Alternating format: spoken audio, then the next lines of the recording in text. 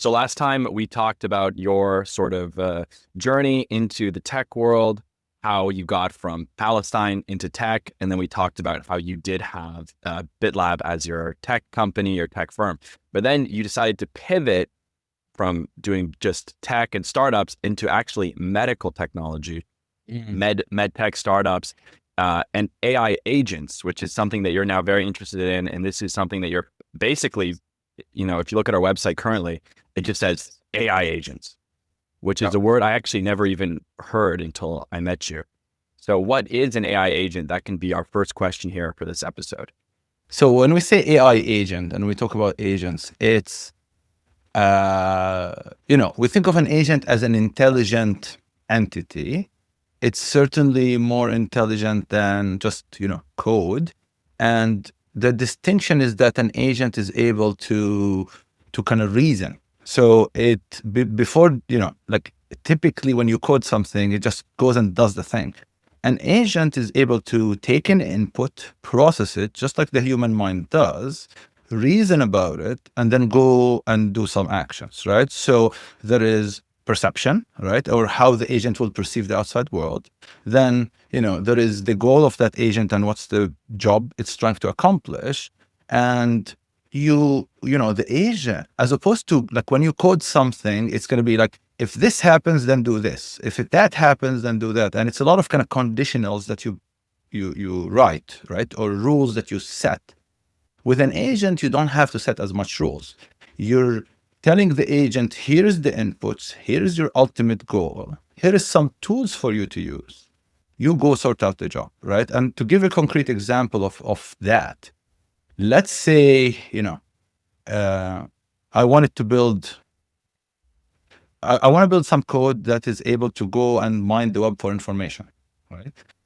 So before you had to basically sit down and say, I want code, it's going to go and it's going to go call Google or Google-like APIs, and I'm going to fetch a particular topic. But when it comes to the agent, you might just tell it, hey, listen, here's a search tool for you to use, right? And now it's your job to go find the most reliable source of information. And it's going to go reason about where do I go find them. It'll use the tools to the best of its ability to execute the mission. And that's the difference here. Is ChatGPT an AI agent then? ChatGPT, actually, that's a really good question.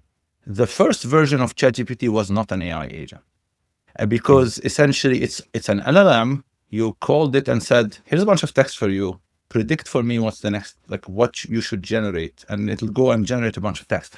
It didn't have the reasoning ability. The newer versions, right, of whether you're talking about ChatGPT or Claude or all of them, if you see, before you type the question, stream the answer. Now you can see that it's like, it says it's thinking. It says it's kind of reflecting about what you're asking, and then it goes and provides the answer. And so the newer version of ChatGPT are agent-like. Mm-hmm. Mm-hmm. And what does that mean to be agent-like? It's in the sense that it can reason.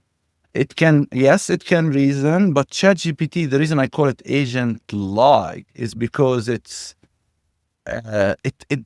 lacks the autonomy and the proactive kind of decision-making capabilities. An agent is more autonomous. ChatGPT, you prompt it, without you prompting ChatGPT to do anything, it's not sitting there behind the scene monitoring anything, right? It's you prompt, you get an answer. An agent is more autonomous in nature, that I can just have it there, sitting there, and it might be monitoring something and then sending emails, or monitoring something and then notifying people, or taking action on, the information it discovered. So why might these autonomous agents be then perfect for healthcare? Like, why do you think these agents are going to be the next big step in medical technology? I think there's two things that are playing behind the scene. The first is, what's happening in the industry of healthcare or in the business of healthcare. So we know that by 2025, which is basically this year we're in, we expect a shortage of about 78,000 nurses. So we need to bring another 78,000 nurses to service the current, the current population. I don't know where we're going to get that from. And on top of that, the administrative staff in a clinic, year over year, they turn over by 40%. So you bring 10 people to your clinic today, you invest 3 to 6 months to train them. And then towards the end of this year, 6 out of 10 that you brought left. And now you're going to have to start over with them over and over again. And on top of all of that, the physicians are burnt out. Lots of reasons, right? But essentially, this whole kind of trend started around COVID.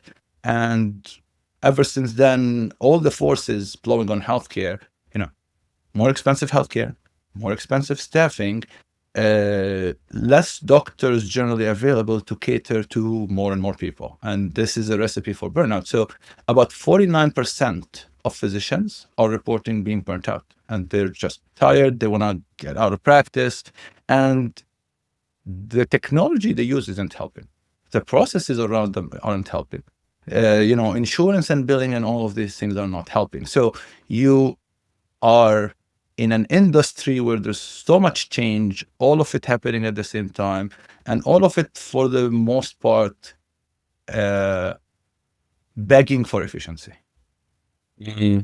And you couple that kind of, landscape of problems with the promise of AI agents that are really able to, take a lot of what I call like analog data or real world data, such as, voice of a patient on the phone, such as maybe a PDF that you got over fax.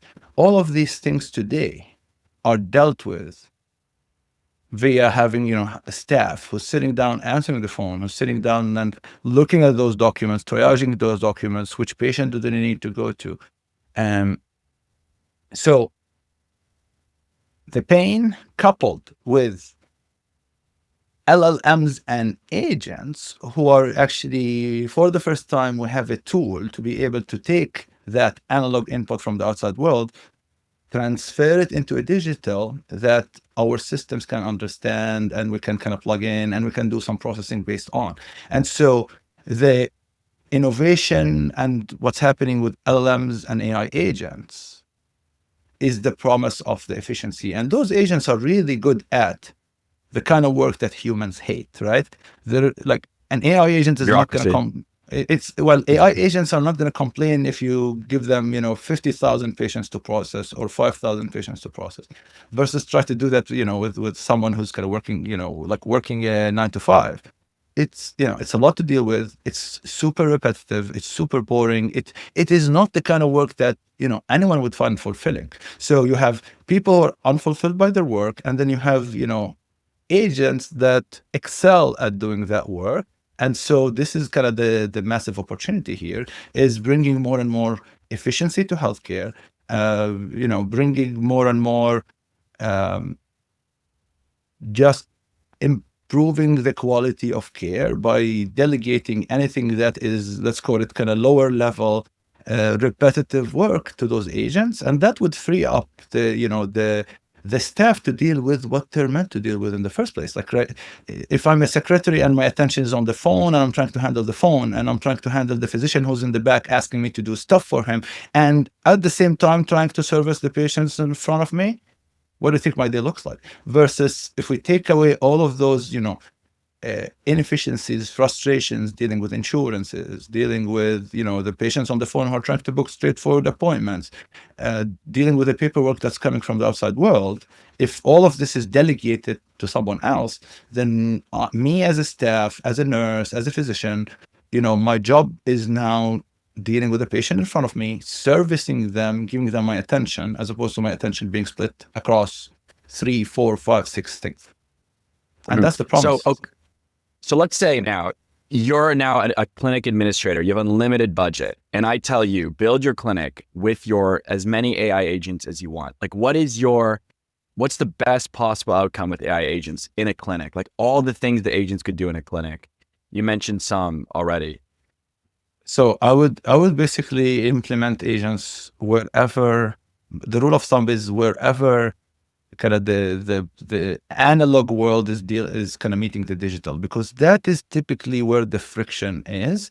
It's the phone is where I would start. The phone is where I would start. It's the email is where I would start. It's the right? Mm-hmm. I'll start Okay, with so the phone, secretary, yeah. with the secretary for the phone. I would go next to the fax because I'm also receiving a lot of requests over fax. And I would go to billing because, again, billing is one of those areas that or revenue cycle or RCM. And this is another painful area because a lot of manual work is being done on that kind of revenue cycle management.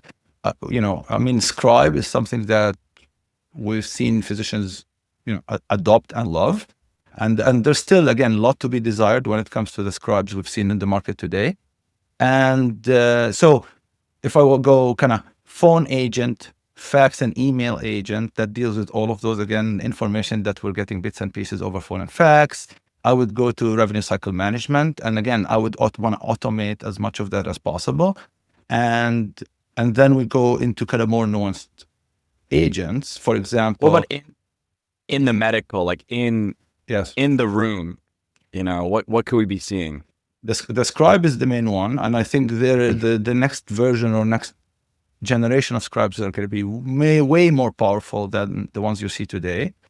And then I am going to have a physician assistant. I think physicians do not necessarily want to interact with the EMR. They don't want to type in the data, right? I think a scribe will take care of a good chunk of that. But to me, a physician assistant is more than a scribe. A physician assistant is an agent that I can ask questions about this particular patient, and it's going to look at their history and kind of tell me, hey, one thing to know about Benny. Oh, Benny had this surgery before. So if you're going to go now again for another surgery, you better be careful. Or Benny is allergic to penicillin, so you probably don't want to give him this antibiotic, right? This is called clinical decision support. And I believe what's going to happen is we're going to get even better clinical decision support tools to the clinic via AI agents. And I think patients, the biggest pain for me as a patient, sometimes, you see the doctor and he gives you the treatment, but then the treatment doesn't work. The medication is not available anymore. Maybe the dosage is not right for you. And a lot of these typically means I have to call back the clinic, get more information. And I believe a patient assistant is going to be another one of those agents that we're excited about. In fact, we're kind of starting to deliver on some of those as well. And the patient assistant that will be with you, Benny, from the time you go into the clinic, and they'll basically do your intake, as opposed to you going to the clinic to do the intake. That intake can start at home. Today, there are clinics that, have a digital intake process, but that typically means we're going to send you an email with a PDF form that's 7, 8, 9 pages long, and going to tease out from you, all the details and all the relevant info. We think that experience can be done better, especially in areas like mental health, where, I might have to fill a PDF and I, just talk about my entire history and kind of family history of disease, all of that. I believe those are things that you can do more efficiently with AI agents. You can allow me as a patient to talk using my voice, right? Talk to that agent and say, here's what I suffered from in the past. I think taking the data entry from the patient and kind of simplifying that experience as one, but then giving the patient a way to interact with the clinic without necessarily having to pick up the phone and call them, without necessarily having to SMS them, and get meaningful answers quickly. And there's a fine line here, right? Like, we don't think that the patient assistant AI agent is going to give you medical advice, but there is a lot of information and education that we know if given to the patient, they just have better adherence, which is sticking to the medication plan, and generally better outcomes. So I think we're going to see more patient assistants that will be focused on engaging the patient during the treatment, making sure they stay on top of their medication, their treatment. If they experience any side effects, now they can start to ask the agent, hey, what do I do? How do I handle these? And I think the scope of what those AI agents do will start very, very narrow. And over time, we'll bring more and more use cases for the kind of patient assistance as well. What about in the intensive health unit? Someone who's needs to be monitored heavily, a lot of like maybe machinery monitoring. et cetera, et cetera. That is a really good candidate, because if you've ever been in an ICU, it's very intense, right? You have to have nurses 24/7. The ratio of staff to patients is because of kind of the nature of the ICU, you're going to have less or a lower ratio of nurses to patients, right? And so we know that that's kind of one of the more expensive and more critical places in a hospital. And I think even in the ICU, I think it's across departments. If I reflect on an outpatient clinic or a hospital environment or an inpatient environment, I think all of them will leverage AI agents to different extents. Even within the hospital, we're now involved in one of those projects that's called the Hospital of the Future. And in that particular project, we're looking at how does AI transform what happens in the hospital, from the front desk, from the phone to the billing, to the intake, to the discharge, all of it. I think AI is just going to make the job this podcast. better. Send on this podcast and say, there you go, it's done. Okay, so that's great. So then we've sort of gone through this. So I don't know how much you want to dive in, but currently, like, you are working on AI agent projects. I don't know how much you want to talk about, but you're sort of, maybe you want to talk about some insights, anything you can give as an industry insider into what's happening here. We pretty much every agent we touched upon so far, we are working on. So the phone agent was the first one we started with. We already have a couple of them live. The kind of patient assistant is something in the works. The physician assistant is another one that's in the works. The scribe product is in the works. So we're basically touching all of those, including the revenue cycle, which is kind of one of the ones we're mostly excited about. So we're delivering on a lot of these. We're delivering on, kind of worth noting that we also believe that a lot of these agents, to get them really, really good, we want them to be specialized or hyper specialized. So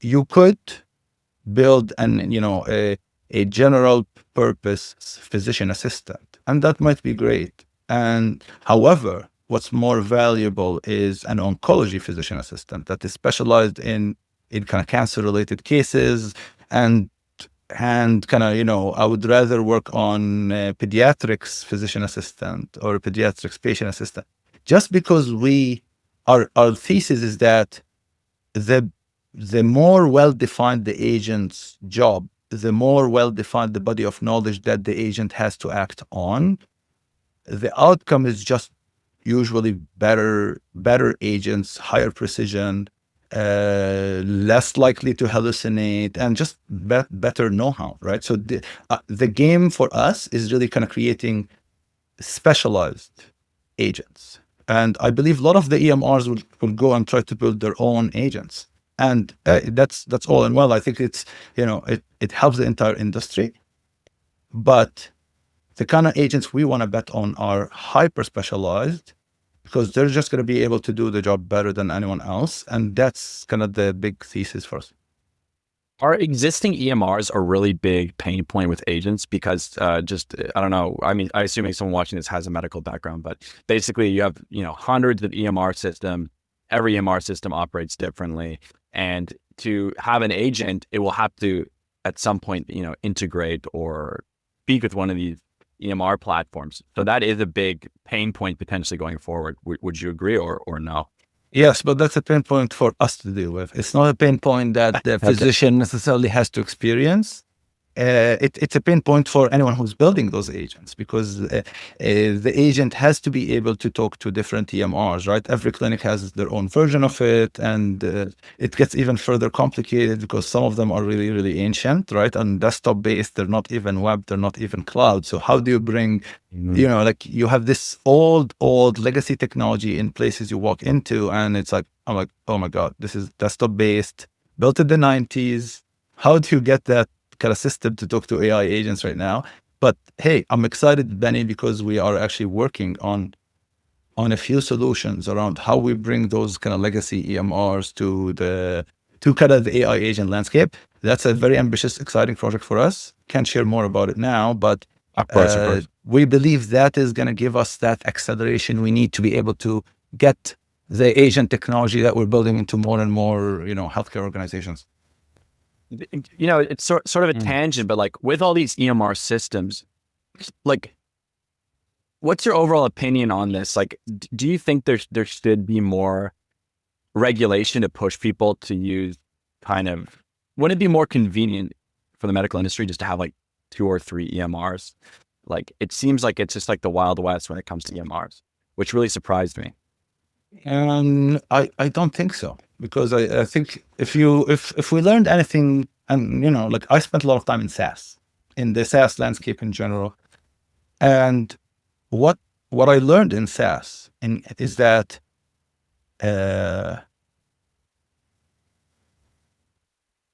if you are a very specialized company, or if you're a very specialized clinic, would you rather use an EMR that is specialized in the same specialty you're in, or would you rather use a generic? I think actually that's probably the biggest problems with EMRs. The EMRs that were built, I'm going maybe historically, but the EMR companies like the Epics and the Cerners and even you consider the Canadian landscape, and the ones that were built in Canada, a lot of them were built for GPs or general practitioners or family doctors. And the problem is, if you understand kind of how medicine works, your GP or your family doctor is the concierge. He's the person that you always, like, you can, in fact, there are places you can never go and see a specialist before you actually go to your GP.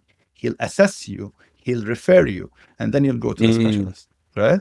And so a lot of the EMRs were built for the concierge. And as a result, once you start to build for the GP or the generalist, you have to factor in every test for every specialty and every case that kind of generalist deals with. And that's a lot of them. So that EMR is perfect, except that EMR is extremely complex to use, because I have the immunization summary, and I have which are concepts that are relevant for a GP, right? So I might have an EMR and the interface has 50, 60, 70 different functions around immunization and lab work and ordering and imaging requests and all of that. That EMR is just a beast, because it has to have, it has to recognize thousands of ICD-10 codes. It has to deal with every case in every specialty. Versus there are EMRs that are built for specialists that cater to particular specialties. And these are much more powerful because, one, they're not broad. They're actually very narrow. You can, maybe there is no, you don't have to have, an immunization widget in that EMR. You don't have to have a lot. So you can get a stripped down, yet deeper or deeply integrated EMRs. And these are the best tool, right? Like if I was a cardiologist, I don't want a generic EMR. I would love to get an EMR that is tailored to cardiology, that knows how to read, stress test, the stress test ECG from the ECG machine, and it's integrated to the ECG machine, and it's integrated to all the tools, all the labs, all the order sets I want, right? I think that EMR is going to be much more powerful, because when you go deeper and specialized, you can afford to get that integrated to the specialized tools. It's kind of just, if you think about the space of healthcare, it's massive. You're talking about hundreds of specialties and maybe even hundreds of subspecialties. Even today, the specialties are also being broken down into further subspecialties. And so an EMR, by definition, that's going to cater to everybody and all the specialties, has to integrate to every piece of hardware out there, every medical equipment, every lab system, every imaging system. By you narrowing that down to, I'm only going to build for cardiology or nephrology or gastroenterology or that automatically narrows the space of things you have to talk to, the type of documents you're going to get, the type of lab works you order. And that will just generally be better, easy, much more easier to use, right? And it's just much more focused and deep. And that usually translates to better physician experience. And therefore, the EMR space, if I want to comment on it generally, we're coming from that world where there is, there's the Epics and the Cerners and the big ones. And we're also worth noting that in the previous generation, if you were an EMR, you did not want the clinic to switch, right? This is where kind of like if I'm an EMR and I'm building one, and my company I'm a company that sells one, I would want to make it as difficult as possible for the patients. Or sorry, I shouldn't say for the patient. My bad. You cut this part. But I want to make it as difficult for the clinic to replace me. And how do I make it difficult for the clinic to replace me? I don't give them easy ways to get the data in and out. I don't give them ways to integrate it with other systems. And it's just it's kind of the time and place those EMRs were built. However, if you say, Shukri, hey, we're a clinic and we need your help to pick. Today, if I go to any kind of clinic and, I'm tasked with picking an EMR, I would, first of all, understand the specialty that clinic caters to, and I'll go find them the most deeply integrated EMR. That's one. And then I would also want that EMR to, it's not enough to be deeply integrated.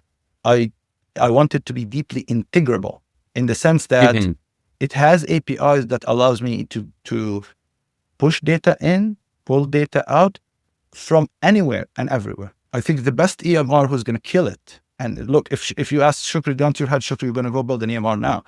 I would build it, integrations and API first, because I believe there you go. we're heading. Just go build it.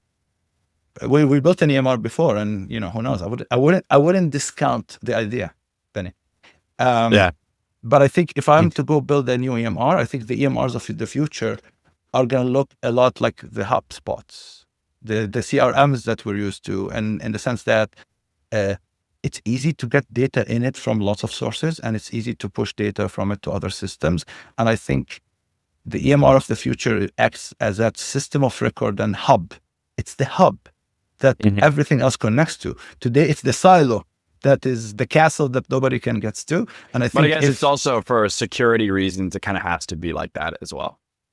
It doesn't. Look, I agreed from a security standpoint, but that's why there is regulations. This is why there's certification, right? Like there's HIPAA that organizes how that portability.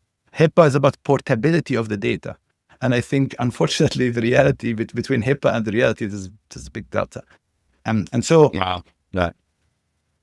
I would want to build that system to be basically digitally native, API native, and AI native from the ground up.